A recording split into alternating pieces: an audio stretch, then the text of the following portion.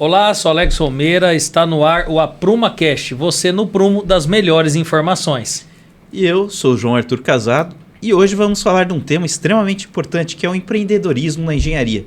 E para falar desse tema temos dois grandes especialistas aqui. O Silvio, que é gerente do Sebrae daqui de Paranavaí, né? Consultor, gestor do Sebrae em Paranavaí. E o mentor Hélio Xavier, né? Empresário. E vamos começar agora pedindo para o Hélio. Se apresenta para a gente, Hélio. Tá joia. Novamente, obrigado pelo convite. É uma satisfação poder rever os amigos e, de alguma maneira, poder colaborar com o crescimento das pessoas nesse assunto que eu sou apaixonado, que é o empreendedorismo, né? E vivo ele na pele, as suas dores, os seus desafios, suas realidades. Eu gosto de dizer que eu jogo o jogo. Então, gosto de ler, gosto de pesquisar, gosto de aprender conceitos e teorias, mas nada disso faz sentido se você não aterrizar para uma prática, né? Porque no contexto empreendedor é justamente na prática que a gente provoca transformação e, portanto, resultado nos nossos negócios. Sou formado em Engenharia Civil na Universidade Federal do Paraná há um bom tempo, 2004 para 2005, a formação. Tive uma jornada muito rápida na área técnica de engenharia, tanto como autônomo quanto em organizações. E logo tive a oportunidade de trabalhar na área de gestão de alguns negócios, né? E pude experimentar essa área de gestão e, de alguma maneira, fazer a conexão com o que aprendi na graduação de engenharia, que requer muito planejamento, um racional de números, cálculos, né? E isso é muito bem-vindo também na área de gestão. E uma das minhas crenças, que eu acredito bastante, é que esse planejamento colabora muito para a gestão e gestão colabora muito para o empreendedorismo. Então, talvez por isso estou aqui conversando com vocês aqui e vivendo meu dia a dia com gestão dos meus negócios. Hoje eu atuo como multifranqueado também de uma marca de nome nacional, a Chiquinho Sorvetes. Então, eu sou engenheiro e sorveteiro, né? E você vê como é possível, através da engenharia, poder diversificar suas atuações e, no final das contas, está falando numa mesa com outras pessoas em outras atuações sobre um assunto que é muito plural, né? Que é a engenharia com o empreendedorismo. Bacana. Nosso querido amigo Silvio, se apresente aí para os nossos telespectadores. Pessoal, boa tarde, obrigado pelo convite. O João, Arthur Casado, Alex Romeira, estou conhecendo agora o Hélio Xavier. Obrigado por nos dar esse privilégio de estarmos aqui, né? Eu sou Silvio Tupinã Júnior, sou gestor no Sebrae em Paranavaí. Rapidamente, só para falar da nossa estrutura, né? Então, nós atendemos aqui em Paranavaí, a partir de Paranavaí, todo esse extremo aqui noroeste, 28 cidades. Então, não é só Paranavaí, é toda a região. Então, a gente tem que olhar de um modo geral, né? Questões de turismo, que a gente estava falando, questão de infraestrutura mesmo, estradas, litoral, né? Que a gente fala que é o nosso litoral aqui, com obras, com pousadas, com tudo mais. Então, a gente olha, né, de um modo geral. E não sou daqui da região, né? Sou do interior, do centro do Paraná. Então, estou aqui há 1 ano e 9 meses. E já me sinto pertencente aqui, gostei muito daqui, gosto muito daqui, né, de atuar. Estou conhecendo ainda muitas coisas, mas basicamente o que o Hélio falou, né? É a minha atuação, eu sou formado em administração, já fui empresário, já construí, já reformei. Então a gente tem um pouco, né, entende um pouco das dores, que é também do ramo, que é do setor. Mas, por outro lado, falar um pouquinho do empreendedorismo e da atuação do Sebrae é isso mesmo, é o planejamento. É a dificuldade que o empresário tem, seja ele em qual área for, mas é realmente atuar o dia a dia, de abrir as portas, a gente querer que realmente gere mais desenvolvimento, que gere mais oportunidade, que diminua os problemas e que realmente a cidade, a região se fortaleça e cresça. Então esse é o nosso trabalho e a gente espera que a gente possa contribuir um pouquinho mais com isso. Bacana. Queria que vocês olhassem lá para trás agora e onde que esse empreendedorismo chegou em vocês. Como que vocês tiveram acesso a esse empreendedorismo? Como que despertou isso aí em vocês? É uma pergunta que a gente faz para a gente voltar lá atrás e entender como foi esse começo, né? Porque hoje a gente vê empresários bem-sucedidos, pessoas atuando aí nas empresas, grandes empresas, mas Como isso começou? É isso que eu acho que as pessoas que estão nos assistindo, eles querem sentir. Da onde veio? Quando começou, né, despertar em vocês aí um pouco dessa linha de entender mais o que é empreendedorismo. Tanto na prática, com serviço, ou ajudando pessoas a desenvolverem as suas empresas. Posso começar com o Hélio ali. Eu acho que assim, cada indivíduo tem a sua história, a sua jornada, né? Mas alguns, por exemplo, respiram esse ar de empreendedorismo dentro da própria casa, né? No crescimento, percebendo familiares que já vivenciam os ciclos de altos e baixos, os desafios, as incertezas, as dúvidas de empreender. No meu caso, além de vivenciar isso dentro de casa e familiares, eu busco isso. Eu busco isso já há alguns anos, viver ambientes que há muita troca empreendedora. Quando eu percebi que o ambiente e as conexões com empreendedores viravam chavinhas na minha mente para eu poder alcançar melhores patamares de resultado, eu comecei a fazer isso de forma bastante intencional. Poder me colocar num espaço onde, no contexto empreendedor, eu sou talvez o pior, e uma pessoa com a cabeça aberta para aprender, é fabuloso, é fantástico, porque quando você tem vontade e no empreendedorismo você quer crescer com vontade, você cresce, você tem uma curva de aprendizado, você cresce. Vai, com acertos e erros vai. Agora, quando você está num ambiente, num espaço que te proporciona conhecer outras histórias, conhecer outras vivências, conhecer erros de outros, inclusive, as estratégias ficam mais refinadas e naturalmente a gente ganha em velocidade, ganha em mais acertos do que erros e essa curva de aprendizado diminui um pouquinho. Então, hoje eu gosto de refletir que nos meus últimos anos em especial, eu consegui crescer bastante em performance de resultados porque me coloquei em ambientes que me provocavam o crescimento. Bacana. Silvio? Além do fator, né, de casa, né, eu não tive os pais, né, pai e mãe, assim, que foram empreendedores até um certo momento atrás. Acho. Não, né? Mas vim de família, né, que tinha um hospital que era da família, meu avô também teve negócios, fazendas e tal. Então, sempre o fazer, né? É alguém que aí passa pelos altos e baixos e aí você vem com esse histórico, né? E aí, até então, se a gente trouxer como histórico, vamos dizer assim, eu comecei numa empresa familiar que era da minha tia e do meu tio. Foi meu primeiro emprego com 13 para 14 anos. Então, trabalhei por 4 anos numa empresa. Então, você vê que é o meu padrinho e minha madrinha da minha casa, mas que tem negócio. Então, você vê questão financeira, as dificuldades, funcionário e tudo mais. Então, você acaba enxergando isso. E desse período até então, eu fiz administração, né? Então a gente vem realmente na prática, dentro da academia, dentro da faculdade, tendo esse olhar de que, assim, se isso que eu escolhi, eu vou trabalhar com isso para sempre. Pelo menos era essa a ideia e é essa a ideia. Então de lá para cá também, né? Fui pro ramo da indústria farmacêutica, abri meus negócios também, que abri, quebrei, fechei, abri, fechei. E aí veio a pandemia, que era o último que eu tive até então, que era um restaurante, enfim. Aí larguei mão, vamos dizer assim, do empreendedorismo na prática, mas passei a ajudar as pessoas com essa visão do empreendedorismo em si, né? O que eu posso fazer? E aí hoje eu me sinto satisfeito no sentido de que, através do Sebrae, que é onde eu trabalho hoje, a gente tem a possibilidade, a oportunidade de ajudar, de multiplicar, de realizar através dos empreendedores que chegam até nós. Então, basicamente é isso. Hoje nós somos agentes transformadores, né? E o Sebrae é um baita ambiente, né, de troca. A conexão que os núcleos de Sebrae têm é muito bacana. Até um copia e cola de muitos projetos que em algum Sebrae funciona, em algum lugar do Sebrae funciona, outros replicam, ampliam, melhoram.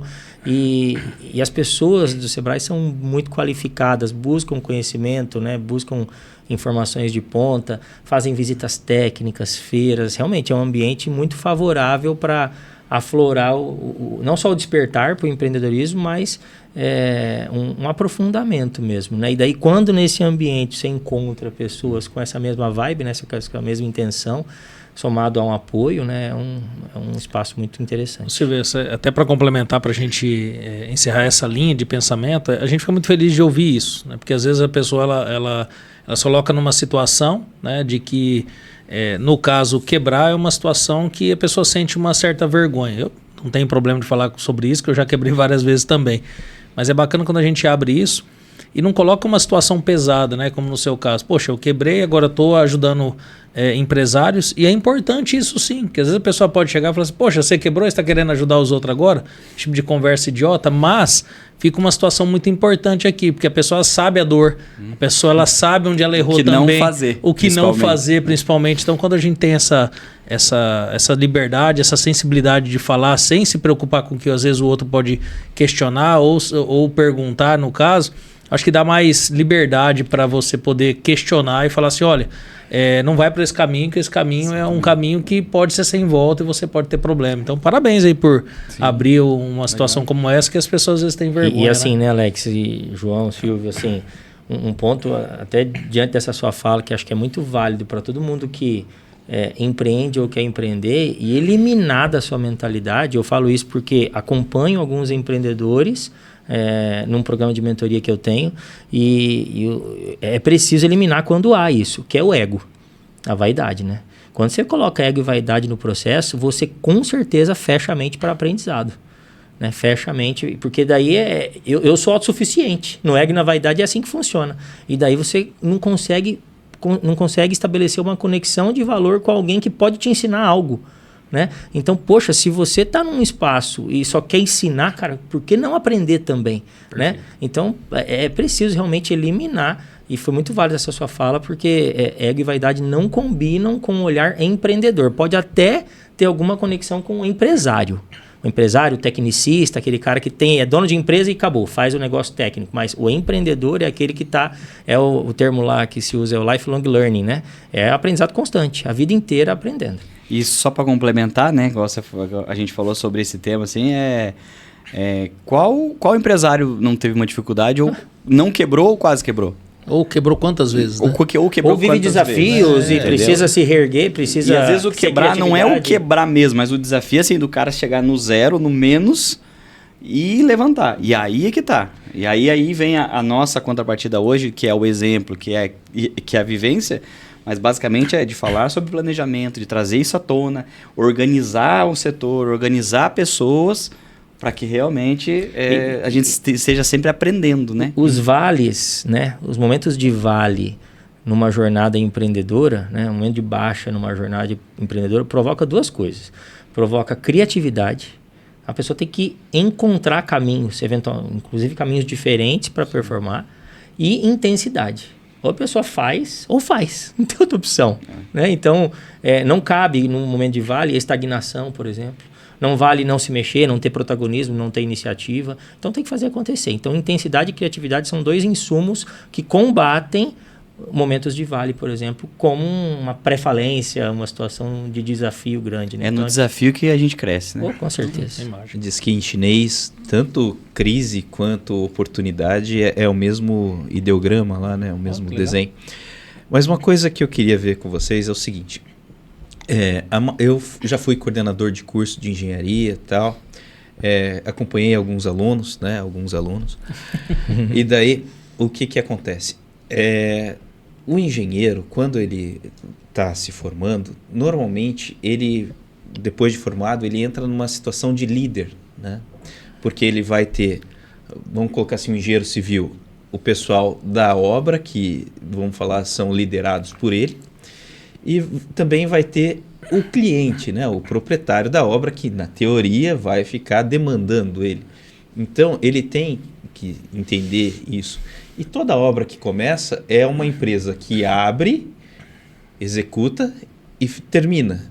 Então, é comum engenheiros se formarem e depois acabarem mudando de profissão para a área de administração.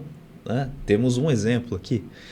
Então, assim, como é que vocês conseguem ajudar as pessoas nessa parte de estruturar o que assim, o perfil do engenheiro ele já é feito para liderar e ele é feito para fazer atividades vamos falar assim, ao mesmo tempo, né? O pessoal que mexe com o project lá vai fazendo, né? As interdependências, as atividades de então, cronograma, essas né? questões, como é que vocês conseguem ajudar ou dar uma dica para que eles busquem informações para que cresçam? Porque o engenheiro, ele de vez em quando sai da faculdade engessado.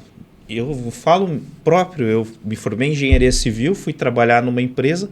Quando eu fui trabalhar na empresa, que era uma empresa familiar, eu vi que o que faltava nela era a gestão. Aí eu fiz administração também. Mas assim, qual que é as dicas que vocês dão? Vou começar aqui pelo Silvio, por favor. O que fazer? Esse aluno de engenharia que hoje só pensa em ser técnico, mostra para ele um mundo um pouquinho maior que ele pode viver. Eu sempre falo o seguinte, desde do início da faculdade, você começa o seu crescimento. Então, a partir do primeiro dia de faculdade, já é interessante, e aí quando a gente consegue lá no começo, já é... Qual que é a sua pretensão? Qual que é a tua aptidão? E aí, assim, qual que é a sua experiência para aquilo? Porque tem pessoas que serão muito bons líderes, vão ser muito bons vendedores, vão ser muito bons engenheiros técnicos e vão ser engenheiros, por exemplo, igual o Eli falou, ele já atua em outra área, você fez administração. Então, o que eu sempre falo no seguinte é assim, buscar informações que vão complementar e aí sim traçar. Porque como você falou, às vezes sai muito engessado, saiu dali, ok, e agora? E isso eu acho que serve para todo tipo de formação. Né? Se você for falar até para um advogado, ele sai ali, tá, o que eu vou atuar, como que eu vou fazer? Então, assim, basicamente, o que a gente sempre tenta trabalhar é formação contínua, continuar, né? Tendo essa formação, buscar experiência e ver realmente o que vai te agregar, onde que você realmente quer atuar. Né? Porque são inúmeras áreas, tem inúmeros fatores que vão te determinar aquilo que você vai fazer. Então, mas basicamente, assim, experiência, vivência.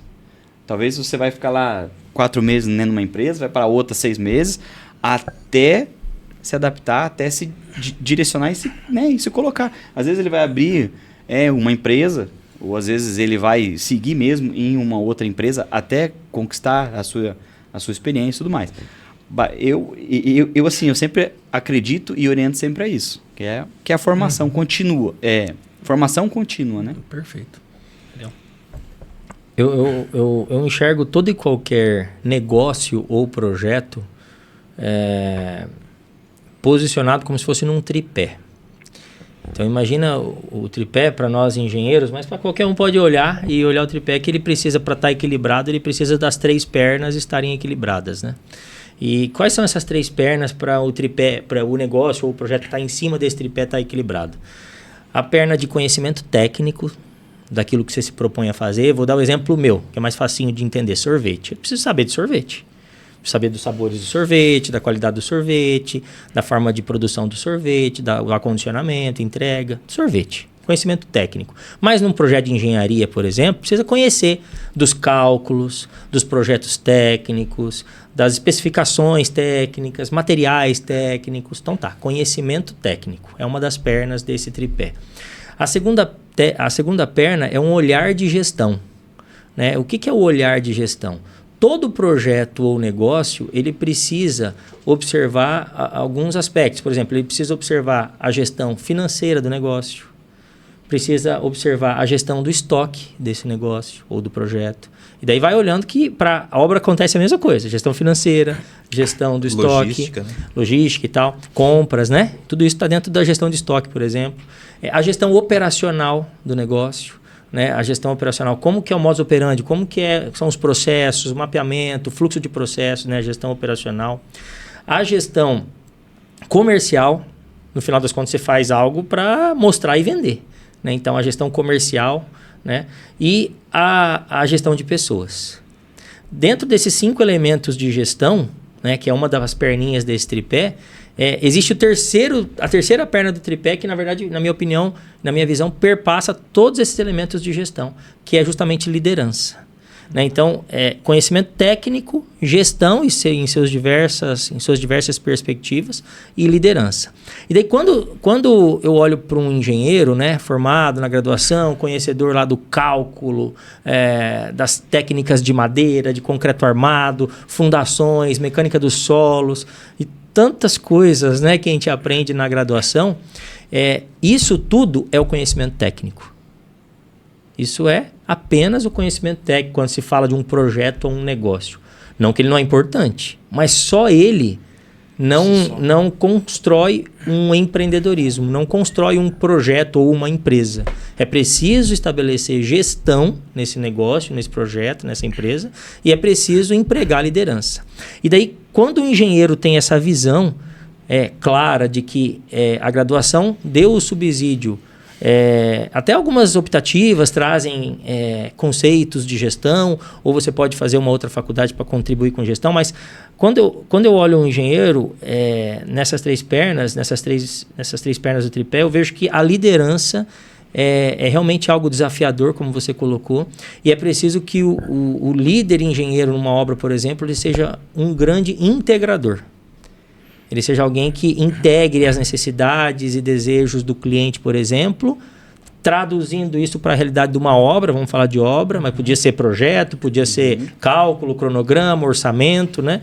Então, traduza aquela necessidade do cliente, que no final das contas é o patrocinador, é quem paga a conta, integra essas necessidades e traduz para a realidade de operação, de fazer acontecer, que daí envolve muito a gestão. Então, eu acredito muito que essa liderança precisa olhar sob a ótica de empregar muita inspiração e principalmente integração das conversas. E daí requer muita comunicação.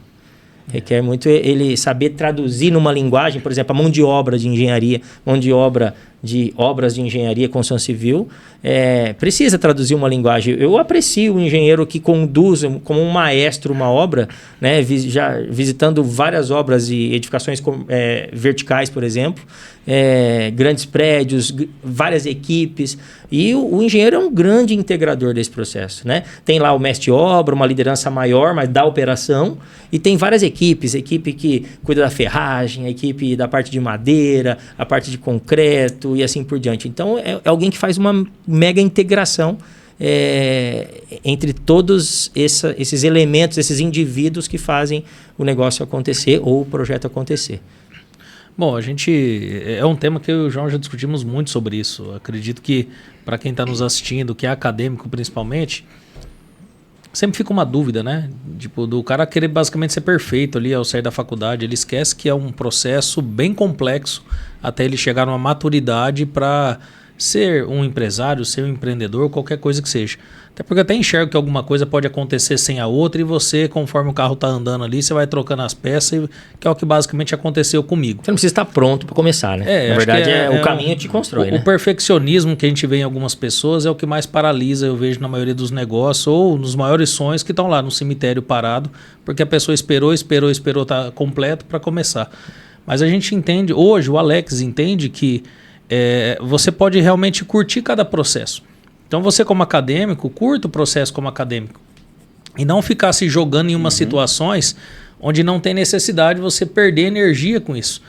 Porque cada fase... Eu cheguei a momentos da minha vida a achar, por exemplo, que quem fizesse um concurso era um maluco. Eu cheguei a ter esse pensamento. Tinha uma veia mais empreendedora. E a hora que eu vi alguém que fez um concurso público, eu falei, rapaz, você é maluco, você está se matando, você vai ficar trancado dentro de uma sala. E depois de experienciar o empreendedorismo durante tantos anos, muitas vezes eu vi pessoas que estão no órgão público muito melhor financeiramente, muitas vezes até fisicamente, emocionalmente, muito melhor do que quem empreendeu durante X anos. E fez projeto, né? Entregou obra, supervisou, né? Supervisionou, esteve junto. Sim, foi aprendendo, foi aplicou evoluindo. Todo aquele conhecimento técnico e está tudo bem. E assim, você tem que entender seu momento acadêmico, seu momento ali de engenheiro júnior, onde você pode estar realmente entrando numa boa empresa, absorvendo um conhecimento, porque É óbvio, eu saí de uma faculdade que te dá um ar generalista, que te abre milhões de horizontes, desde saneamento, estrada, obra de arte vertical, e o cara sai, ué, o que eu sou? Eu não sou nada, teoricamente. Você é realmente o fruto das suas experiências após aquilo. Então, se você gosta, eu gosto um pouco da área de asfalto, o que a gente vinha conversando? Se você gosta da área de estradas, asfalto, essas coisas, você vai se direcionar a uma empresa que trabalha com isso. Mas não tem oportunidade? Cara, você vai começar com o que dá agora, mas vai estar sempre buscando aquela empresa que você tem interesse, até aparecer a oportunidade. Eu vou ficar parado até aparecer essa oportunidade? Não. Posso entrar numa empresa de projetos, vendo alguma coisa, mas sempre está galgando ali, deixando bem claro com as pessoas que você não precisa ser mentiroso com relação a isso. Falar, olha, eu tenho interesse na área tal, mas eu vou colaborar com o que eu puder. Acho que você não precisa mentir, não precisa ser uma pessoa realmente desonesta nesse momento. Você pode ter certeza que as pessoas vão ver você com verdade, e eu tenho certeza que ela vai entender o seu processo, porque já provavelmente passou por isso, e você vai poder ganhando experiência para daí sim, com um pouco mais de maturidade, né? Seja em questões de liderança, seja em questões de gestão, você vai conseguir chegar ao momento até de abrir o seu negócio.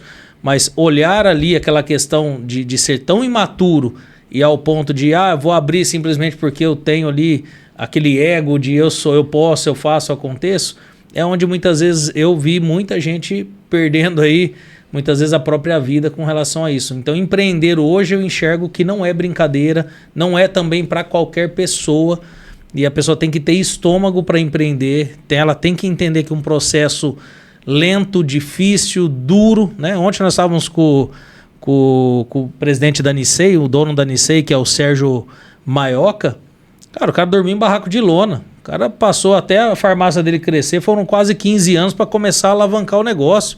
Então você passar 15 anos amargando, dependendo de um outro negócio, que o cara tinha que vender pastel para o sonho dele estar em pé. Quer dizer, a farmácia não se sustentava, não pagava as contas. E o cara tinha que vender pastel para entender que o sonho dele era a farmácia. Ele queria investir em farmácia, o sonho dele era a farmácia. Só que para isso ele não ficou parado, sofrendo e quebrando com a farmácia. Não, ele abriu um pastel, conseguiu manter a subsistência da família. Enquanto isso, o negócio dele foi indo. E eu consigo sentir no meu coração, o Hélio foi uma pessoa que fez isso também.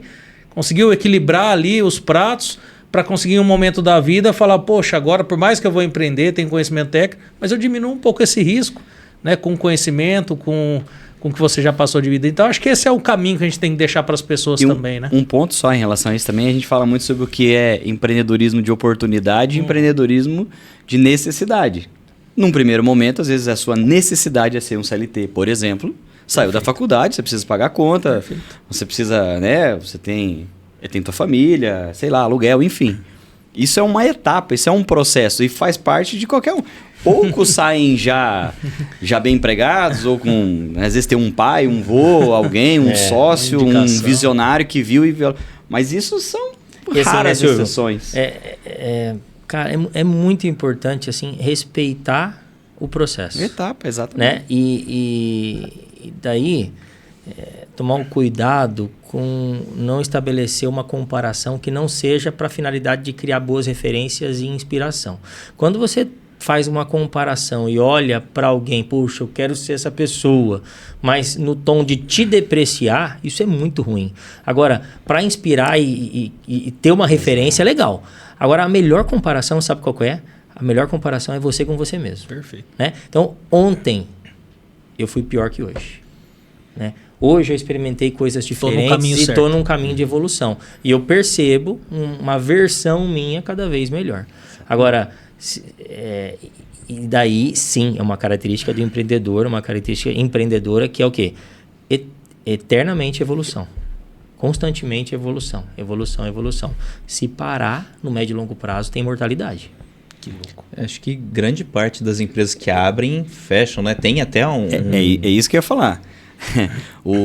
A porcentagem nos primeiros, se não me engano, 3 anos, quase 80%, né, das empresas fecham. Gente, se a gente for pensar, 3 anos? São só 3 anos. Quantos anos que você deve estar atuando? Só com gestão de negócios, 20 anos. Se ele parasse nos primeiros 3 anos, ele não teria o que... E aí acontece com a maioria das pessoas. Mas vinculado a isso, e aí que é o nosso trabalho, que é de falar assim, pessoal... Vamos passar esses 3 anos juntos. que é o planejamento, é revisar, é estruturar, estar em constante capacitação, se atualizar para que essa estatística baixe. E aí é que é o trabalho do empreendedor, de estar sempre buscando. Né? E dá para encurtar esse caminho, né? Hoje é muito fácil, de certa forma, você se conectar com alguém de outro estado, de outro país. É muito fácil, é muito fácil. Hoje eu atendo, por exemplo, empreendedores mentorados de vários estados do Brasil e é tudo online. É tudo online, porque é conhecimento, gente. É conhecimento, é troca. Desde que a gente estabeleça uma relação de cumplicidade para ter verdade, igual você falou, verdade, integridade, transparência, vai longe, vai longe. Você aproveita as conexões. Né? E complementando isso também, a gente sempre fala, né? Que agora a gente está na era da informação. Às vezes, muito mais que dinheiro e ter crédito é ter informação, né? Então, você falar hoje assim, não sabia. Não sei onde procurar. Verdade, mas hoje está muito difícil. Você tem excesso até se você for... É uma infodemia, né? Além da informação, eu gosto de dizer que a gente está numa era de uma informação com curadoria. Também é um outro cuidado. O problema agora é você selecionar a informação que você precisa ter. Né? Por isso por isso que a gente estava falando de educação e o que eu gosto muito, sem nenhum menosprezo, eu acho que cada um cumpre seu papel. Na educação tradicional cumpre seu papel, mas na educação empresarial é justamente você entregar aquele conteúdo, aquele conhecimento necessário para o momento da pessoa, para o momento do empresário. É o conteúdo necessário para ele dar um próximo passo. Porque é justamente a curadoria. Muitas vezes, dentro de um programa de mentoria, por exemplo, o mentor ele entrega isso. Entrega o conteúdo para um próximo passo. Eu não preciso ensinar para alguém que está no primeiro ano de empreendedorismo o que eu sei de 20 anos. Uma boa parte não é aplicável para ele, inclusive. E quando você fala de mentoria, consultoria, não sei se nós estamos devagando aqui para vocês cortam. Mas complementando isso, é assim, quando você faz uma consultoria ou uma mentoria, é isso aí, ó. É que a experiência já coloca você num patamar, numa caixinha, que você precisa fazer isso. O consultor vai lá e valida. Próximo passo, correto? Exatamente. Então, a gente consegue diminuir ou estreitar esse vão que, né, eventualmente poderia causar algum tipo de problema e a gente traz ele para mais próximo. Pequenas atividades, próxima etapa. Ciclos curtos, microconquistas e isso que motiva a continuidade da evolução. Tem vários serviços que o Sebrae oferece na parte de engenharia quanto a isso também, né? Eu creio que a parte de certificações, a gente vinha conversando, a parte de BIM. Explica um pouquinho para a gente. Como eu falei, né? O Sebrae ele abrange todo tipo, né, de empresa, e aí esse é o nosso know-how, mas eu separei algumas coisas aqui justamente porque a gente estava falando do setor, né? Inclusive dentro da Regional Noroeste e em todas as regionais do estado do Paraná, nós temos um gestor que cuida especificamente de construção civil. Então, são programas voltados para a construção civil, são caravanas, missões técnicas, como eu tinha falado para você agora em agosto, acho que foi em São Paulo, eles estão lá em Cidade do Leste agora. Então, assim, sempre tem ações específicas também para a construção civil, porque nós entendemos que agro, comércio, que a gente estava falando, saúde e construção civil são temas que pilares, né? serão sempre singulares. Sempre a gente vai estar batendo, né, na construção civil, na oportunidade, enfim. Então, assim, dentre várias coisas, né, que o Sebrae faz, que são as capacitações, as palestras, os workshops. E aí a gente vem falando também muito, né, que a gente falou agora antes, das governanças, de participarmos de cada vez mais, termos mais parcerias com outras entidades, sindicatos, instituições, para que realmente, assim, todos juntos a gente crie mais força, crie mais demanda e a gente consiga ter uma interação, né, melhor e maior e mais efetiva. Mas, rapidamente, queria trazer, são três temas bem, bem legais, que o Sebrae, inclusive, tem o subsídio de 50%, que é um trabalho, que é um projeto via Sebrae Tech, que são fichas que, nesse caso aqui, por exemplo, tem a metodologia BIM, PBQ, PH, que a gente tinha comentado, né? E o Lean Construction, né? Então, são fichas técnicas de metodologia, certificação, que nós fazemos via Sebrae Tech dentro do Sebrae. Então é só você bater lá no escritório lá do Sebrae, a gente vai atender vocês e logicamente tem todo um processo, né, de inclusão da ficha e ver as empresas parceiras, mas o Sebrae subsidia 50% desses projetos. Então, além da certificação e do processo, né, processo aí que a gente coloca aqui, né, de melhoria de processos internos, né, diminuição aqui está o desperdício, material e tal, a gente também entra com subsídio de 50%. Então, o Sebrae está lá de portas abertas também para esse tipo de projetos. Afinal das contas, são novos conhecimentos que colaboram com a otimização de recurso. Recurso humano, recurso de material, recurso financeiro e, no final das contas, interfere na gestão, né? Do projeto ou do negócio. Trocando por miúdos, assim, o que deu para perceber é que você tem apoio, né? Se você precisar realmente hoje de suporte, o Sebrae é um grande parceiro, óbvio que mais institucionalizado, mas nós também temos a busca por conhecimento hoje digital, que o Hélio também tem trabalhado muito com isso, e eu também concordo que hoje um dos maiores problemas que a gente tem é excesso de informação. Eu por muitas vezes fiquei paralisado por ter muita informação. E aquele negócio de você achar que sabe demais e basicamente não consegue executar nada, porque você sempre tem que aprender para aplicar ou sempre tem que conhecer mais para aplicar. Então eu acho que isso é um... Se não me engano, diz que o procrastinador, né, ele só procrastina porque ele tem muita coisa para fazer e não consegue ordenar. E essa falta de capacidade de ordenação é o que vai deixando para depois, e daí espera a água bater no... E aí está muito ligado também, às vezes, do senso de urgência. O que é urgente e o que não é?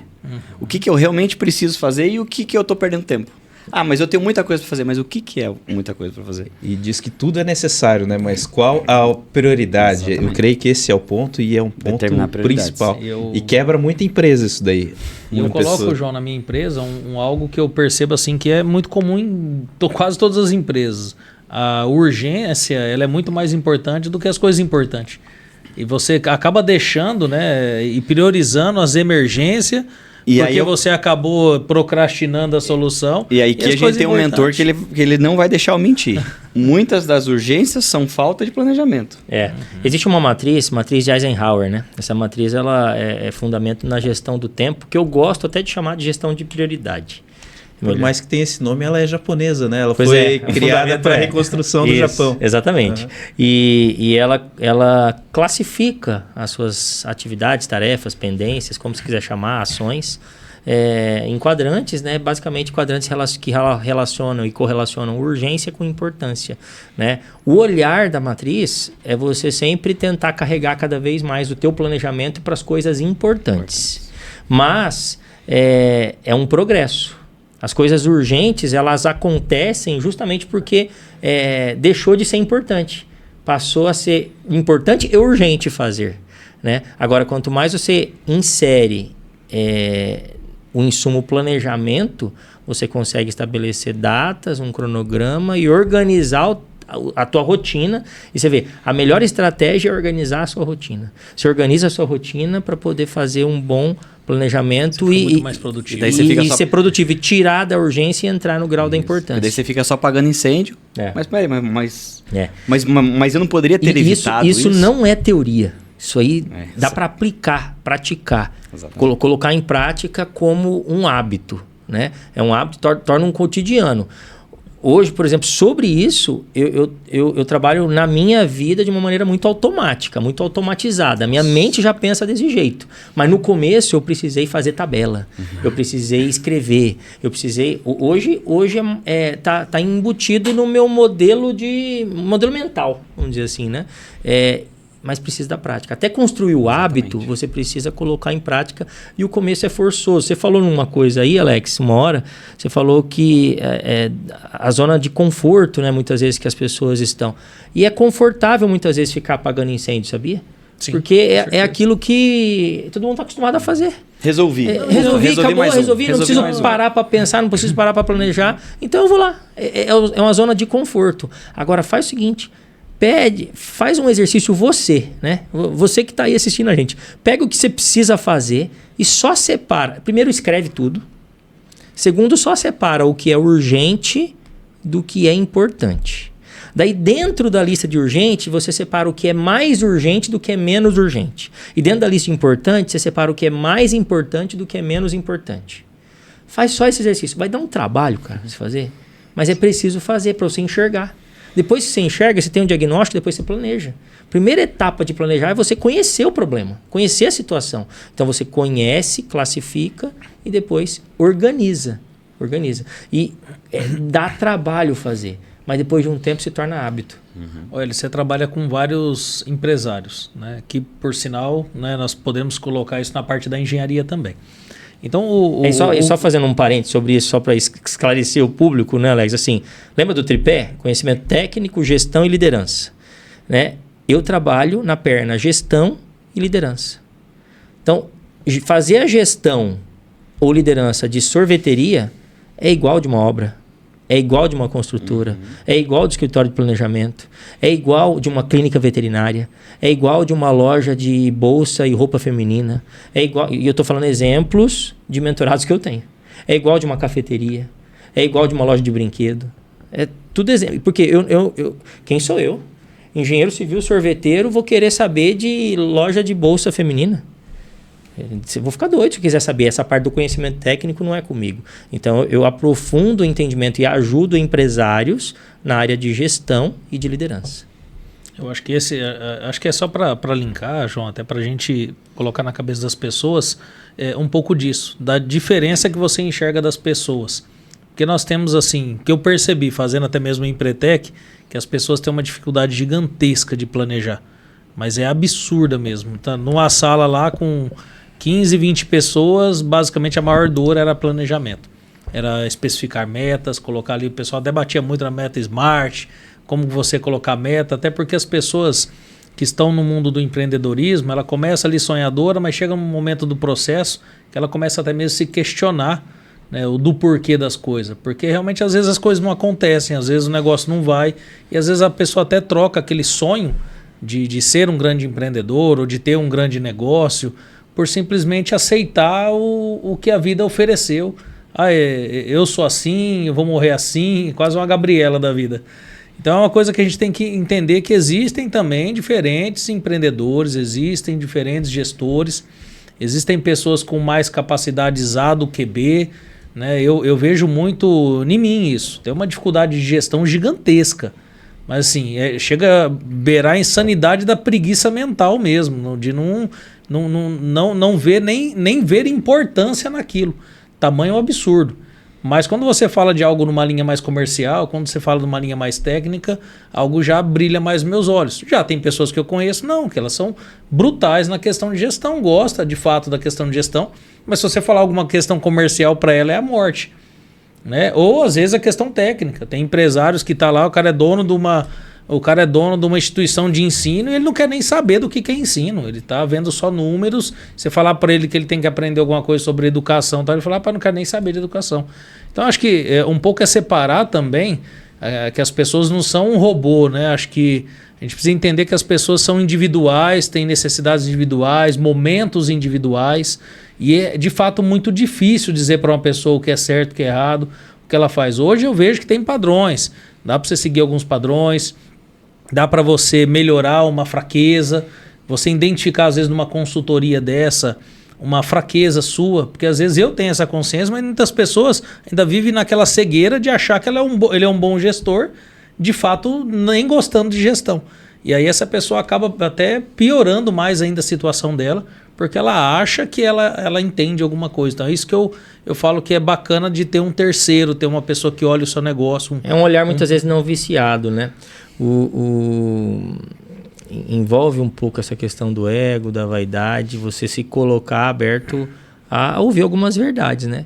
Mas são verdades que te provocam a ter movimento, a ter transformação, né? E somente através de transformação é que você evolui. E realmente, cada indivíduo tem um perfil e um momento. Tanto a pessoa física quanto a pessoa jurídica, tá? Quanto o negócio em si. Legal. E daí é preciso respeitar isso até para fazer uma entrega mais personalizada da necessidade que ele tem para progredir, né? Então, aí entra muito essa curadoria, né, do conteúdo necessário para que a pessoa dê um próximo passo de evolução. Complementando então, eu acho que está muito ligado, inclusive, a que o Hélio falou no começo, em questão de hábitos, né? Bacana. O brasileiro, vamos ser generalistas, né? Mas assim, o brasileiro ele não tem o perfil de estruturar, de pensar, de fazer. Ele simplesmente abre o negócio porque ele tem a necessidade, né, de abrir o negócio. Ele deixa para estudar para a prova no último dia da prova. Ele deixa para comprar o presente lá do Dia das Mães no último dia. Aí a loja está cheia lá na Páscoa, enfim. O brasileiro ele não tem essa. E aí, né, aí você me corrige se for. Mas é assim, é uma cultura isso. Nossa, eu achei que eu era o único, Hélio, no mundo. Não, Vicente Falcone. Vicente Falcone é um grande guru de gestão, né? Brasil e mundo afora. É um cara que é uma referência. Eu tive a oportunidade de alguns anos dentro de uma empresa na área de gestão receber consultores do Instituto Falcone. Na época chamava Instituto Nacional de Desenvolvimento Gerencial. Então, é uma bela referência, inclusive, para livros, viu? Quem quiser pesquisar, dá uma googada aí, Vicente Falcone. E ele, vários preâmbulos de livros, várias introduções de livros, ele coloca esse retrato. Nós, brasileiros, somos indisciplinados. Nós, brasileiros, temos dificuldade de foco. Nós, brasileiros, temos dificuldade de estabelecer uma disciplina, um hábito. E aí vem o outro também, o jeitinho brasileiro. Que aí um jeito para resolver meu problema. Daí infringe até princípios e valores, né? Isso, e aí você pega um dado, que eu gosto de números também. 80% quebra de 3 anos. Pô, é um dado escancarado de que muitas vezes, e a maioria das vezes, é que não teve planejamento, simplesmente aconteceu. Né? Vai pegar um crédito. Quantos que vão lá, pegam um crédito para comprar uma máquina e o cara vai lá e compra uma caminhonete? Isso são inúmeros. E aí o cara que mistura o pessoal com o profissional, né, com o empresarial, e isso tudo é o quê? Planejamento. E aí a gente que tá ligado mais a isso, a gente acaba, né, você falou do robozinho, não somos robôs, mas a gente começa a ser um pouco mais robô, porque como a gente pragmático mesmo, é pragmático, exatamente, porque a gente quer o nosso dia a dia de falar para você, Alex, não é assim. Não é o caminho.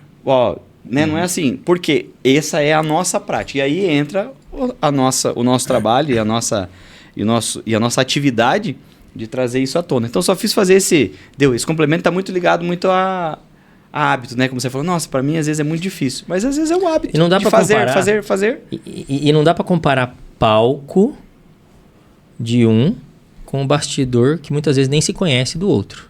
Né? Então tem empresários que às vezes vivem um bastidor tumultuado e quer comparar com o palco de alguém que sequer conhece o bastidor. Então tem que tomar esse cuidado também, porque como é a vida da pessoa? Né? Eu uso um termo, né, que é a vida integral, né? Que são os pratinhos da vida, vamos pensar assim, né? Para rodar os pratinhos da vida lá. Tem o prato família, o prato lazer, relações sociais, negócio A, negócio B, negócio C, aprendizado, novos conhecimentos. Como que tá todos esses pratos? Será o quanto está balanceado isso? Não vou nem dizer equilibrado, né? Mas o quanto você se preocupa em pelo menos ter condição de olhar para cada um deles, né? Tem gente que tem deixado cair prato pra caramba aí, porque fica comparando uma realidade de bastidor que você vive com o palco que você nem sabe o bastidor do outro também. Sim, vocês falaram bastante coisa. Eu fiquei com uma fala na cabeça que eu li já, acho que no Corpo de Bombeiros, né? Tudo que é urgente é algo que alguém não fez em tempo hábil e agora quer que você faça em tempo recorde. Né? Isso daí marca bastante e está lá porque as pessoas chegam na gente querendo que a gente resolva o problema. Eventos, isso aí é campeão, né? Precisa para amanhã, tal, e o bombeiro tem regras e não segue. E vocês dois trabalharam já e trabalham em empresas grandes, vamos falar assim, que tem que fazer o planejamento em médio e longo prazo. E muitas vezes você tem que já pensar o que eu vou fazer o ano que vem.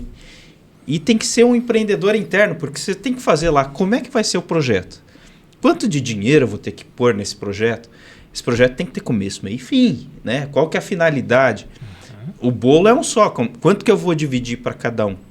Muitas vezes a gente está falando aqui de empreendedor externo, mas tem um empreendedor interno.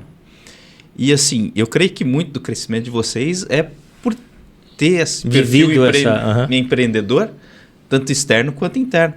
Podia falar um pouquinho para a gente como é que é a vida nesses órgãos grandes que vocês trabalham? Pode ficar à vontade. Eu digo assim, a cada ano que passa, se a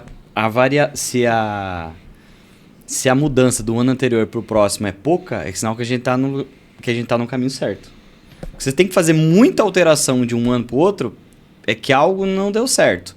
Ou trocar a roda, né, com o carro andando, vai ser muito pior. Então, isso já serve de balizador. Então, a gente, por exemplo, né, a gente que trabalha numa empresa muito grande, e a gente tem um planejamento, por exemplo, Sebrae 2030. Começou lá em 2021 para 2022, se não me engano. Isso. Daí, para 21 para 22, já foi um salto, né? Fim da pandemia e tudo mais. Se adaptou. 2022 para 23.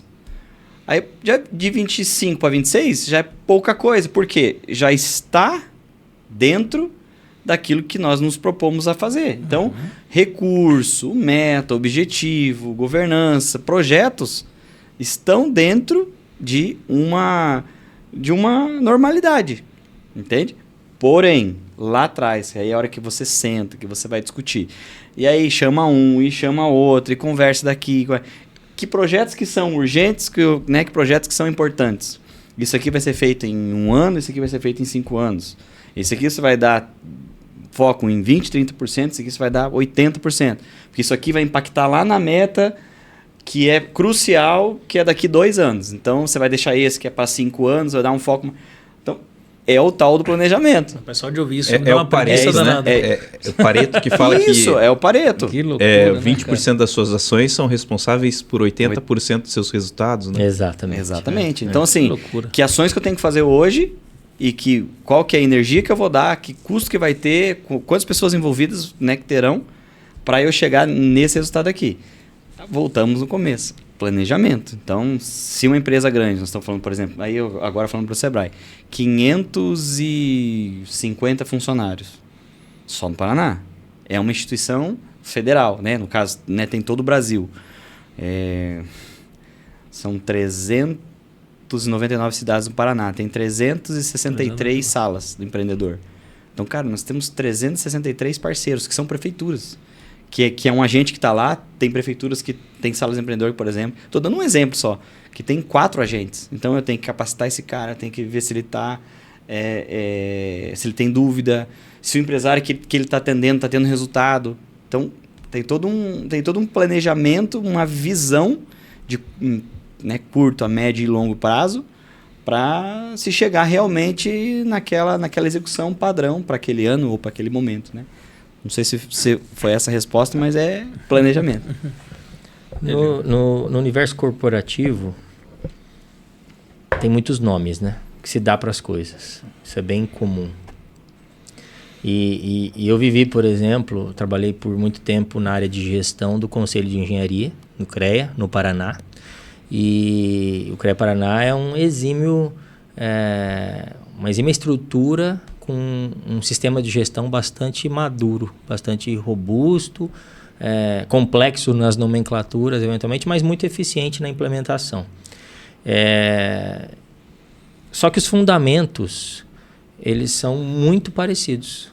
E eu aplico muitos fundamentos nos meus negócios hoje. No meu grupo empresarial da Chiquinho Sorvetes, por exemplo.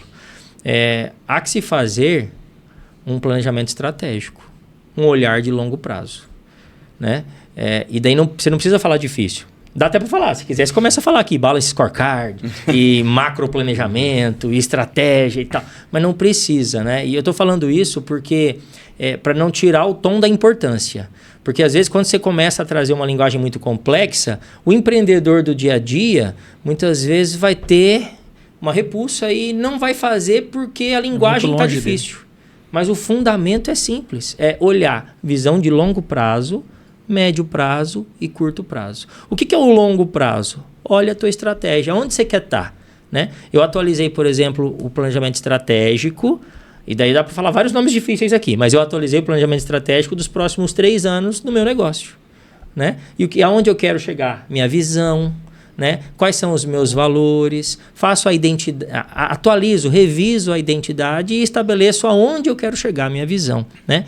Isso é longo prazo. Simples. E faz um plano. E daí coloca um plano com iniciativas estratégicas desdobradas, quebradas daquela estratégia principal.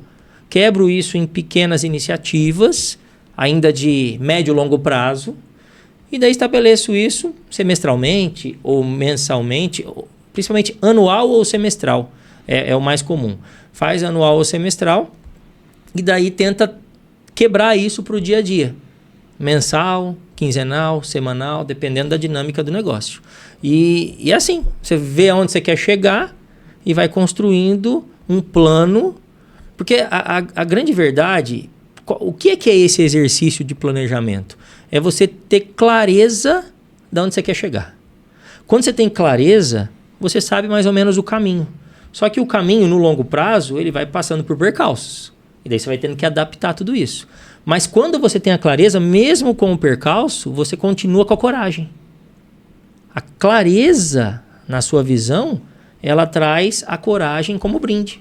Ela faz a coragem continuar mesmo no percalço. E daí você vai caminhando em direção à tua visão lá de longo prazo, com checkpoints, né, que são pontos de verificação.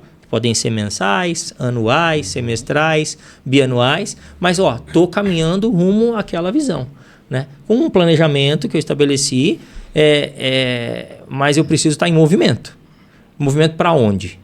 E aí é mas é um absurdo vazio no empreendedorismo de muita gente. O pessoal não sabe para onde quer ir. O pessoal não sabe para onde quer ir. E aí o que acontece é assim, mas esse planejamento vai ser 100%? Não necessariamente. No detalhe não vai. Porém, alguém que tem um planejamento, você alterar alguma rota dentro do planejamento é uma coisa.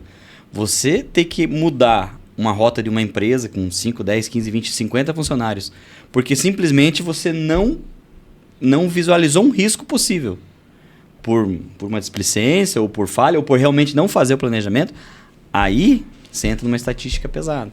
Porque daí não dá tempo mais, você não tem mais linha de financiamento, você não tem mais mão de obra, você não tem mais funcionário, você não tem mais Pix, você não quer mais fazer. Aí chega num nível que você não tem... Aí volta da importância de ter um planejamento e revisitá-lo, para justamente você ir... E quanto mais você faz esse ciclo de revisitar o teu planejamento, melhor você calibra ele. Exatamente. Por exemplo, em 2022, eu fiz o meu planejamento do meu grupo empresarial, das minhas unidades de negócio franqueadas. Eu precisei atualizar agora. Mas por que eu precisei atualizar? Não estava super planejado sentar e replanejar ele agora. Mas eu precisei porque eu alcancei minha visão. Agora, não dá para eu continuar andando sem saber onde eu quero chegar. Exatamente. Senão, é a máxima, né? Qualquer lugar te leva para... Alice dos Países das Maravilhas, né? Você não sabe para onde ir, qualquer lugar que você vai... Você vai estar numa embarcação sem farol, sem destino, né? E não é assim que funciona. Então, é preciso estabelecer onde você quer chegar e isso é exercício de planejamento. E assim, como você falou, Silvio, é exercício de futurologia. Você não consegue ter precisão, mas você tem uma direção ali. Né? Para onde eu vou? E daí você faz esforço... que concilia resultado, então você precisa ter uma relação de esforço-lucro inteligente. Né? Não vou fazer esforço naquilo que não me faz caminhar para aquela direção. Por isso que o alvo é tão importante. Por isso que a meta é tão importante. E como eu estava falando, gente, no empreendedorismo, olha, eu converso com muito empreendedor, mas muita gente não tem a visão. Não tem aonde quer chegar. E daí está perdido. Ali no simplesmente caso, uma meta estratégica. Onde por exemplo, a minha meta é chegar num determinado número de lojas. Ou eu quero chegar num tal faturamento anual. Entendeu? Cara, você precisa estabelecer. Até para ter a motivação e a construção do planejamento. Ontem me surpreendeu, cara. Nós estávamos falando de farmácias. E nós estamos ali com um proprietário que agora está saindo da operação, está entregando ela com praticamente quase 500 unidades. Né? É um case fantástico, né? E a meta da empresa ainda é chegar em 1.000 unidades. Então, assim, é uma coisa que para nós soa coisa absurda, né? Mas para eles que estão vendo a realidade do que vem crescendo, do potencial que tem de compra de pequenas unidades, de pequenas franquias... Porque tem unidades aí, franquias com 30 lojas, com 40 lojas, eles vão absorvendo. Pequenos grupos, né? Pequenos grupos, eles vão absorvendo, né? E tem mercado, campo, várias cidades, né? E aí, para quem olha de fora, acha que é uma loucura, mas você não sabe o trabalho que ele fez de pesquisar, de colocar pessoas na mesa, fazer uma validação, fazer um plano. Ó, a gente vai chegar em tal prazo, nós vamos ter esse tipo de recurso.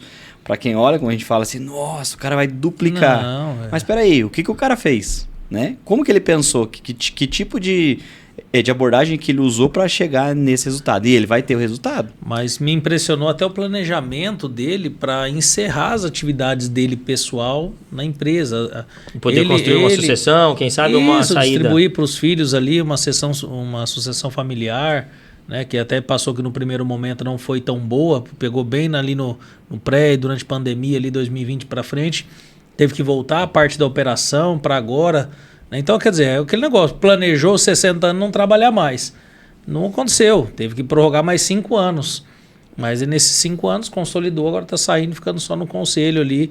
Então, quer dizer, olha só como a gente consegue, você consegue ver que não existe uma realidade pontual, né? Era ali os 60, estendeu até 65 porque teve um imprevisto. E está tudo bem, né? Não tem essa situação. E poderia ter sido um case de ter fechado, por no momento não ter tido ali uma alavancagem, alguma coisa, ter continuado o negócio. Mas é o que eu falo, quando a pessoa ela quer, ela não vai dar desculpa não, ela vai melhorando, ela vai dar um jeito. E assim, gente, você só constrói o futuro no presente. Então o que tem muito também? Tem muito dono de negócio ou se lamentando com algo que já passou, preso no passado, ou ansioso pelo que está por vir. Né?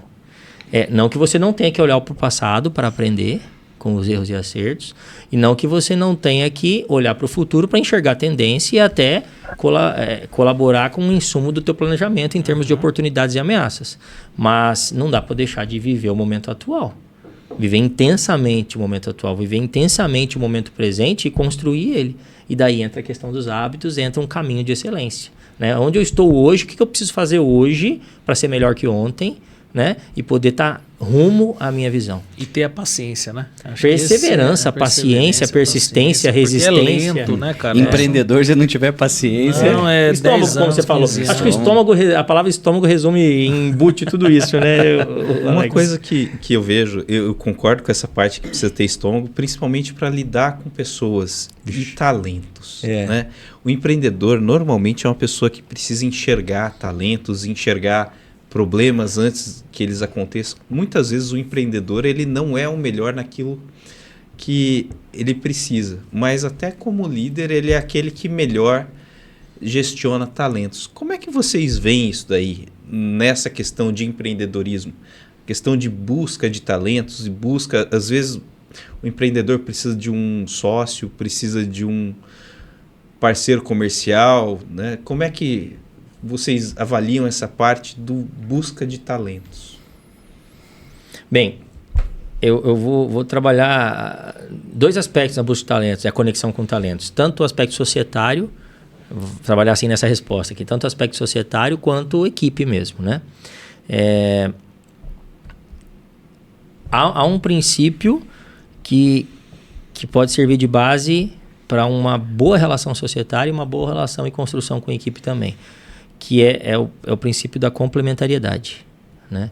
Você olhar para as pessoas que estão contigo e entender que elas muitas vezes ocupam um espaço que você não tem condição de ocupar.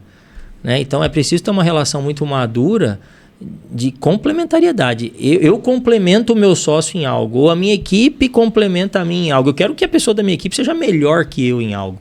Né? Então, eu demorei para ter esse nível de consciência. Eu tive algumas sociedades que eu tive que desfazer. Eu tenho sociedade familiar também, então eu tive que ter uns arranca-rabos assim, para poder entender o quão relevante é trabalhar em equipe. E para fechar assim, essa resposta inicialmente, o empreendedor, ele precisa, isso é uma verdade, gente, precisa entender que pessoas não é problema. Pessoas é solução para multiplicar a capacidade de realização do dono do negócio. E quando eu falo de multiplicar a capacidade de realização, é mentalmente e de forma braçal também. Né? Quando eu tenho um grupo de pessoas que está comigo, numa mesma vibração, numa mesma intensidade, num mesmo rumo, numa mesma direção, e esse grupo de pessoas pode ser tanto sócios quanto equipe, lideranças e time de operação mesmo, mas esse povo bem direcionado dá uma condição de eu multiplicar meu ritmo. Eu cresço muito mais rápido, porque se eu não tenho essa condição de confiar e ter essas pessoas comigo, sabe quem vira o gargalo? Eu mesmo. Eu viro o gargalo de crescimento. Então, quando os empresários chegam para mim, os donos de negócio chegam para mim e falam, nossa, qual que é o problema? O problema é pessoas. Pessoas, Hélio, porque pessoas está difícil, né? Está difícil, está muito complicado contratar, está muito complicado reter, sai por qualquer coisa, e a geração atual e não sei o que. Eu falo, olha, eu gosto de responder assim, olha, isso é um cenário. Você não precisa brigar contra o cenário. Agora você precisa trabalhar nele. Agora eu não esqueço desse princípio, que se eu não contar com pessoas, eu viro o gargalo do meu crescimento. Eu acho que até para complementar pelo que eu acredito, eu até posso estar equivocado relacionado a isso, mas eu vejo que boa parte dos profissionais tem as perspectivas erradas sobre as pessoas também. Ele acaba criando expectativas desnecessárias sobre as pessoas. Então quando você fala que alguém é ruim, proporcional ao que você está pagando, relacionado ao que ele está fazendo ou entregando, e às vezes a gente cai naquele negócio, você está com uma pessoa que está ganhando, sei lá, R$2.000 por mês, e você está querendo cobrar ele como um gestor sênior de uma empresa. Então você quer que ele tenha responsabilidades, você quer que ele haja por si só, você quer que ele tome decisões, uma pessoa que ganha R$2.000, R$3.000 por mês. Então essa pessoa ela não tem um perfil. Por incrível que ela pode até ser uma coisa fora da curva, mas uma pessoa que ganha R$2.000, uma pessoa mais operacional, ela está numa linha mais de produção do que numa linha de gestão e pensamento do negócio.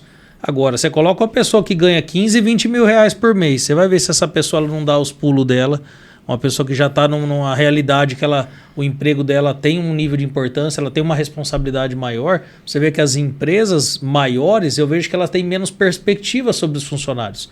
A pessoa que ganha na operação ali até seus R$3.000, você não vê um nível de cobrança a não ser sobre o serviço. Você tem que apertar esse parafuso, fechar aquilo lá e tal coisa. Agora, quando você vai para uma linha mais pesada da empresa, as gestões maiores, cara, dependendo do tamanho da empresa, ela paga para um CEO ou qualquer coisa, 100, 200 mil reais para esse CEO e olha o nível de responsabilidade que ele chega. Então você vê que parte está relacionado sim ao fator ganho. Por mais que a gente possa liderar com aquela fala bonita, vai vestir a camisa da empresa, mas na prática, cara, o que eu vejo a real é a pessoa desmotiva pela realidade financeira, mas ela também não é aquela pessoa que ela se coloca numa situação para oferecer mais pela empresa também, até para ganhar mais naquela empresa ou ir para um outro negócio. Então o fator salário, ele está atribuído à qualidade dessas pessoas também. Porque se eu tenho uma empresa que consegue pagar no máximo 2, 3 mil reais para o funcionário, eu preciso entender que aquela pessoa, ela não dificilmente ela vai ser aquela pessoa extraordinária, vai pensar a empresa no futuro comigo. Se eu não alinhar essa perspectiva, essa expectativa sobre aquele funcionário, eu acho que aí eu caio na armadilha que o Alex já caiu, de falar, poxa, essa pessoa não me ajuda, não está somando em nada, mas se eu for parar para olhar o que ela está fazendo bem demais. Então assim, se eu for olhar o projeto em si, o desenho em si, algo que ela foi contratada para fazer, tá bem demais. Eu que estou com uma expectativa muito grande sobre aquela pessoa, que é até mesmo fora da função dela. Então você não deu treinamento, você não paga um valor justo para isso. Aí você fica aquele empresário que você só quer sugar de fato. Porque você não deu treinamento. Você não paga um valor justo. Essa pessoa não tem claro a função. E você acha que com R$2.500 essa pessoa vai ser essa pessoa que vai parar o final de semana dela lá para pensar na empresa? Eu acho que se não alinhar essa expectativa sobre quem está trabalhando junto com você, vai ser difícil a gente ter uma realidade real da empresa. Então, se você não tem ainda essa capacidade, que eu vejo no meu escritório, de pagar um valor realmente interessante para que a pessoa realmente ela fale, opa, isso aqui é importante para mim, a empresa é uma empresa que está consolidada, dificilmente você vai ter as pessoas que vão abraçar o negócio com você, fora um sócio que às vezes está na dificuldade com você, alguma coisa que você entende, e fala, pô, a realidade, vamos mudar isso aqui, que aí a mentalidade vai se ajustando com a realidade da empresa. Mas funcionário eu vejo uma situação muito mais rasa, muito mais difícil de lidar. Silvio? Eu faço uma análise quando a gente fala mais sobre perfil, né? Do novo profissional hoje. A gente pensa pegar aí há 20, 30 anos atrás, a gente era contratado o cara técnico, né? O cara que saía, ou da faculdade e tal. Não, esse cara tem um currículo e ele vai dar certo na vaga. Hoje já não é assim. Hoje, muitas vezes, a gente já tem 2, 3 que estão, que tem o mesmo nível tecnicamente. Mas o que diferencia? São as dinâmicas. É o cara que sabe conversar, é o cara que sabe liderar, é o cara que sabe pôr a mão na massa, mas ele sabe delegar. E aí, quando você traz isso para a equipe, e a gente trabalha com as empresas, né, de modo geral, você vê isso claro, que todo mundo tem hoje, né, chutando. Todo mundo tem a faculdade, mas é melhor aquele que sabe conversar melhor, aquele que sabe conversar com todo mundo, que sabe motivar a equipe. Então, aí já começa uma virada de chave. Se você pega uma empresa muito antiga ou muito grande, como você falou, às vezes você não consegue mensurar isso, né? Mas essa atualidade de gestão que está vindo aí agora, esses novos CEOs, esses caras da internet e tal, tá virando a chave para o cara do resultado. Não o cara só lá o cargo, mas qual que é o resultado que ele está trazendo para mim. Então, você vai ganhar conforme o teu resultado. E aí começa a mudar esse negócio de, não, eu faço só isso, só aquilo.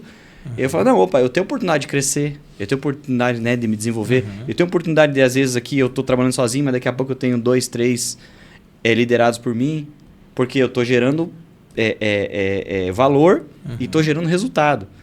Então, voltando ali, como você tinha ali falado, hoje está muito ligado muito à liderança, ao perfil de líder, ao perfil de motivador, de entusiasta e de que faz acontecer, mas focado no resultado. Então, as empresas começaram a... Né, você fala isso, né, direto com as empresas, a gente percebe isso. Mudar essa chave de ir para o resultado, né, da empresa, da equipe. E aí você... Quando o Alex traz essa questão da construção salarial, né, do grupo de pessoas que trabalha, não é um assunto que pode ser tratado de forma muito rasa, sabe? Porque eu vou falar o que eu pratico e acabo ensinando também, né? Dentro desse contexto, está muito ligado à gestão de pessoas e gestão financeira, é preciso ter uma boa definição de autoridade e responsabilidade para cada um dos cargos, né? E somado a isso, as atribuições. E não estou falando disso para estar no papel, não. É questão prática. Você põe no papel só para depois ter um bom alinhamento com as pessoas, mas é uma questão muito prática. Agora, a pessoa que tem um salário mais alto ou mais baixo, ela precisa enxergar perspectiva. Ela precisa enxergar onde ela pode chegar também. Então, daí entra um dos instrumentos de gestão de pessoas, tanto para atração quanto para retenção, que é um plano de carreira. Né? Dentro do meu negócio, por exemplo, eu construí um plano de carreira e eu ensino as pessoas a essa construção. Por quê? Por exemplo, eu tenho uma pessoa da área operacional hoje que ela está no topo do nosso cargo, é um cargo lá de gerente regional. Ela começou num cargo de coordenação de loja. Esse cargo de coordenação de loja com a sua autoridade, a sua responsabilidade e as suas atribuições e, por consequência, a sua remuneração, fruto do que ela entrega e da autoridade e responsabilidade que ela tem, mas ela foi passando de coordenação, na minha realidade, foi passando para subgerência, júnior, subgerência sênior, depois gerência de unidade, gerência de mais de uma unidade, hoje gerente regional. E ela, até hoje, acredita no nosso modelo de crescimento. Porque ela vê o modelo acontecer. Né? Então, a pessoa que é contratada hoje como atendente 1, que é o meu primeiro cargo lá, tô falando da Chiquinho, a realidade da Chiquinho, mas isso não dá para copiar e colar para uma outra empresa. Tem que construir segundo a cultura e a realidade da outra empresa. Por isso que eu acredito no que você falou. Cada empresa tem seu momento e sua possibilidade de como construir. Agora, não dá para deixar de pensar sobre isso, porque senão você vira um eterno... Copia e cola mesmo, né? Você exclusivamente compra o trabalho da pessoa. Mas será que essa pessoa realmente consegue te entregar criatividade, consegue te entregar inovação, consegue pensar junto com você em soluções? Senão você vira um carregador de piano e um carregador de problema, um acumulador de problema. Você precisa fazer com que o teu time te ajude na resolução de problemas. E na boa, não é tamanho do salário que faz isso acontecer. Se me permite uma complementação nisso daí, diz que as pessoas querem uma empresa que mude o mundo, mas é o mundo delas. Então elas têm que ver que o mundo delas vai crescer.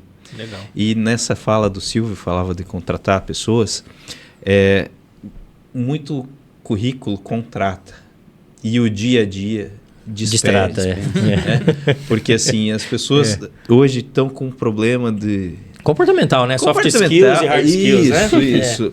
E isso é grave. Mas, para nossa continuar aqui, já estamos com um adiantado da hora, eu queria pedir, para começar com o Silvio, para que passe seus contatos e suas considerações finais para a gente. Tá bom. O papo tá bom, mas precisamos... Tá certo, tá certo. Não, o papo foi bom, foi muito bom. Mais uma vez quero agradecer, né, essa oportunidade. E assim, colocar o Sebrae mais uma vez, né, de portas abertas, seja em Paranavaí, seja na região, seja em Maringá, seja enfim. Nós temos esse privilégio de sermos, né, uma grande empresa a nível nacional. Então, nós temos um portal cheio de soluções no Sebrae, todas de formas também gratuitas, mas a gente também traz, né, está aqui para levá-los até o escritório aqui de Paranavaí, que é a nossa sede aqui do território nosso. Segunda a sexta-feira a gente está lá para atender o empresário, para atender o futuro empresário também. Legal. A gente está sempre à disposição, temos muitas soluções acontecendo dentro do escritório, com parceiros, associações comerciais, coordenadorias, junto às prefeituras também, as entidades, enfim. Então, eu quero agradecer, em nome do Sebrae, essa oportunidade e me colocar à disposição de vocês. Estando nas redes sociais, a gente está aí sempre divulgando as coisas, estamos dentro da associação comercial, o Alex está aí, é parceiro em várias ações nossas e nós também com ele. Arthur, a gente também está à disposição. Hélio, obrigado, foi um prazer conhecer você e estamos à disposição. Muito bom. Também uma alegria poder trocar e aprender, né? Eu gosto de pensar que quando a gente investe o recurso tempo, a gente precisa valorizar e reconhecer o quanto agregou de valor, né? Para poder ter o retorno do investimento. Né? Eu vejo aqui um retorno de investimento, né? Sair melhor do que entrei aqui nessa mesa, então agradeço a Deus e a vocês essa oportunidade. E contatos, né? Alguma loja da Chiquinho Sorvetes, você pode tomar o melhor sorvete, né? A gente tem algumas unidades aí no Paraná, e da marca que eu represento, eu tenho orgulho de fazer parte e ajudar na construção, são 1000 unidades no Brasil. Então, aonde estiver tomando, lembra do Hélio, né? De alguma maneira, a gente constrói essa rede juntos há um bom tempo. A marca tem 45 anos, eu já estou há 12 e tenho um estreito relacionamento com a franqueadora e colaborando com o crescimento da rede.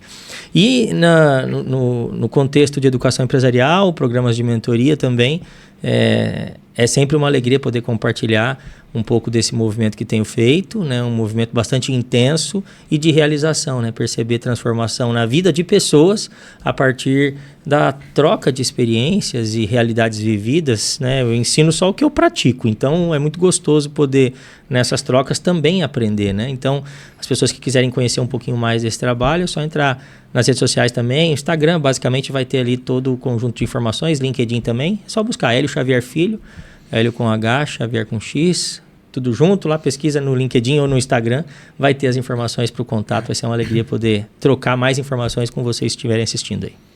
Hélio, Silvio, obrigado aí por tanto aprendizado que vocês trouxeram hoje para nós aqui.